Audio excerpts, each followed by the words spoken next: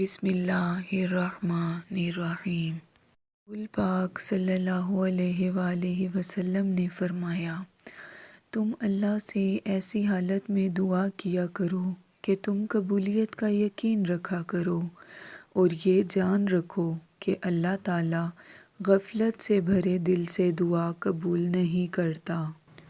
رسول پاک صلی اللہ علیہ وآلہ وسلم نے فرمایا، جس نے کسی مسلمان کی پردہ پوشی کی، اللہ تعالیٰ قیامت کے دن اس کی پردہ پوشی کرے گا۔ سبحان اللہ۔ حضرت علی بن ابی طالب سے روایت ہے کہ رسول صلی اللہ علیہ وآلہ وسلم نے فرمایا، مظلوم کی آہ و پکار سے بچتے رہو، کیونکہ وہ صرف اللہ سے اپنا حق مانگتا ہے اور اللہ تعالیٰ کی یہ سنت ہے کہ وہ کسی کا حق نہیں روکتا۔ سبحان اللہ۔